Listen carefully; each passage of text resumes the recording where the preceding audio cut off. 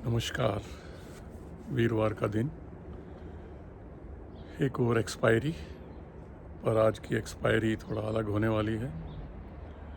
Share market की बात करने से पहले हम थोड़ा 2 मिनट बात कर लेते हैं पॉलिटिकल सिनेरियो की, जो निर्धारित करने वाला है शेयर मार्केट की दिशा कुछ हद तक।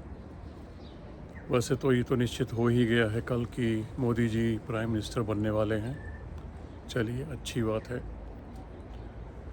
अब देखना यह है कि उनके प्राइम मिनिस्टर बनने के बाद ये जो उनके घटक दल हैं वो कितनी खींचातानी करते हैं और कौन कौन से पोर्टफोलियो की डिमांड करते हैं। शेयर मार्केट की दिशा निर्भर करेगी उन पोर्टफोलियो के मालिकों के ऊपर। फाइनेंस किसके पास जाता है, रेलवे किसके पास जाता है, रोड एंड ट्रांसपोर्ट किसके पास जाता है। जैसे अभी तक गडकरी जी के पास था, अच्छा काम किया, अच्छा नहीं बहुत बढ़िया काम किया।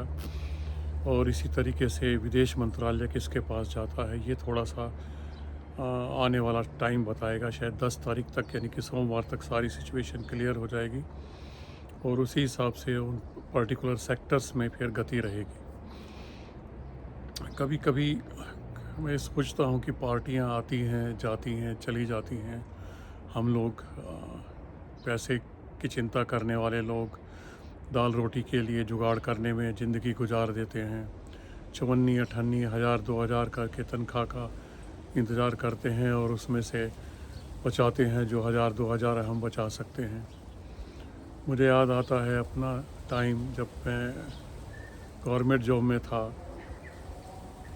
डीए का इंतज़ार रहता था, डीए बढ़ेगा, डीए बढ़ेगा। जनवरी में किस्त बढ़ेगी 4%, जुलाई में बढ़ेगी 4%, और उसके बाद एक इंक्रीमेंट लगेगी। यही देख देख के ज़िंदगी कट जाती थी। और मुझे कभी कभी अफसोस होता है कि मैंने गवर्नमेंट जॉब को छोड़ने का निर्णय इतना देर से क्यों लिया। ज़िंदगी भर पछतावा तो रहेगा ही, पर जब से बचपन में होश संभाला था, दिमाग में यही भरा हुआ था, गवर्नमेंट जॉब नहीं छोड़ना चाहिए। गवर्नमेंट जॉब मुश्किल से मिलता है और यही चीज़ हम लोगों को तरक्की के रास्ते से रोकती है।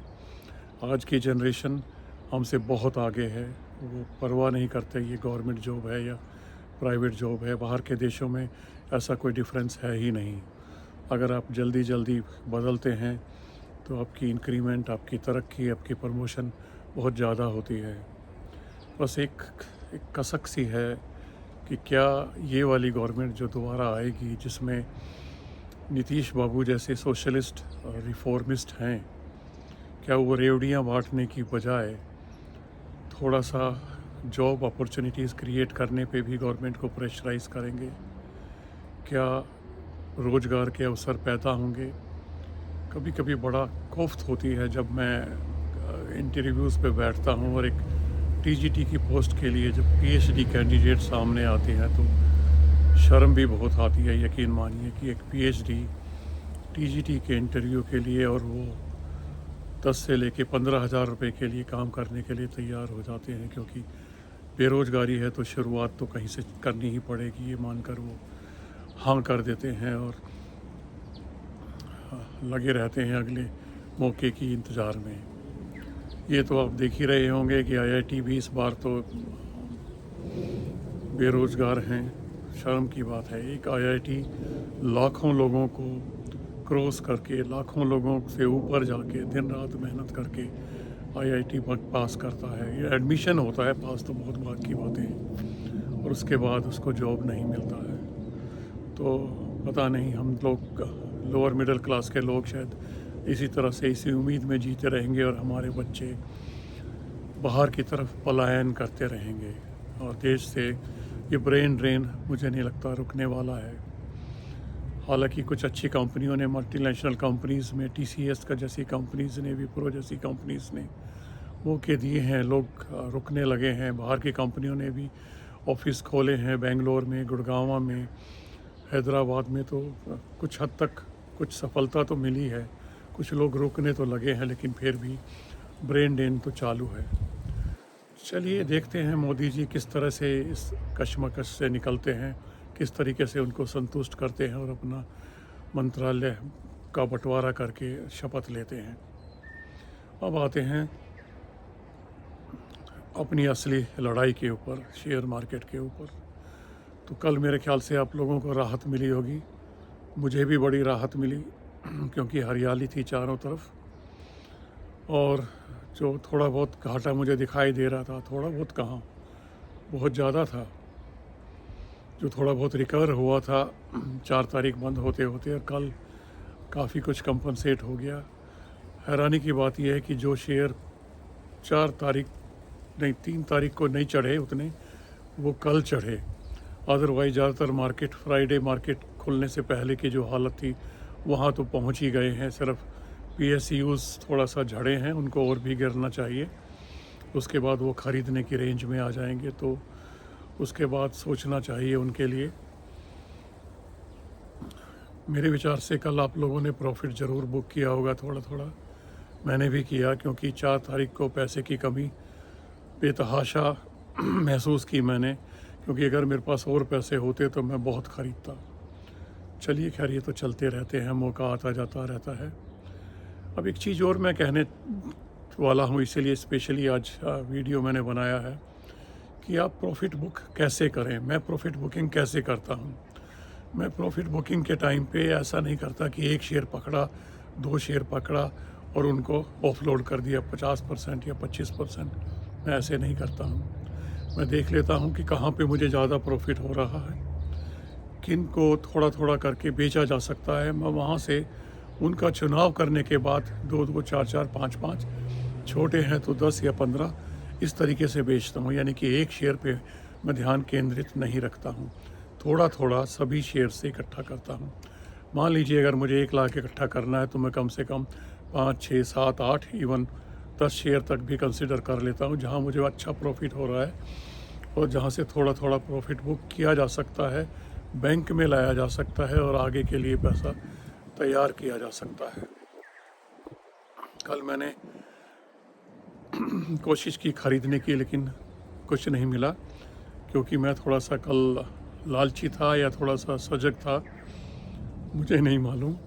लेकिन मैंने अडानी के सारे शेयर लोअर सर्किट पे लगाए, Elecon engineering, Concor lower circuit पे लगाए, 1-2 और थे जो मैंने लोअर सर्किट के पे लगाए, लेकिन कोई भी नहीं आया। कोई अफसोस नहीं है, नहीं आया, फिर मौके मिलेंगे। लेकिन फिर भी मेरी हसरत है कि मैं अडानी एंटरप्राइजेज़ और अडानी पोर्ट तो कम से कम एक्मुलेट करूं जहां भी मुझे मौका मिलता है, क्योंकि मुझे लगता है कि आने वाले टाइम में ये अच्छा रिटर्न देने वाले हैं। इसके बाद कल जो जश्न मना होगा, लोगों को दारू की ज़रूरत पड़ी होगी, तो जाहिर है कि वो लिकर शॉप की तरफ भागे होंगे और लिकर स्टॉक्स काफ़ी बढ़े।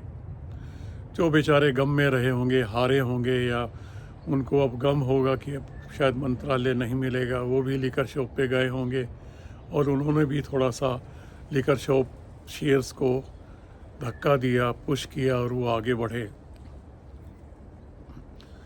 कुछ लोग जो दारू नहीं पी सकते थे, उनको BP की परेशानी होगी, तो वो फार्मेसी की दुकान पे गए और फार्मा शेयर भी उन्होंने बढ़ा दिए। एक शेयर था जो नेगलेक्टेड था, जो डिफेंसिव शेयर हम कहते हैं, फार्मा और लिकर के बाद, वो था FMCG का, क्योंकि सबसे सेफ माना जाता है। बाकी लोग बाकी सेक्टर से डरे हुए थे, तो उन्होंने इसको सेफ समझा। FMCG में अच्छी ख़रीदारी हुई और मेरा फेवरेट बाटा 1425 को पार कर गया, बड़े दिनों के बाद खिसक रहा था नीचे नीचे। अच्छा लगा उसको इतने दिनों के बाद छलांग लगाते हुए देखते। अभी तो और आगे बढ़ेगा, टाइम लेगा लेकिन आगे बढ़ेगा।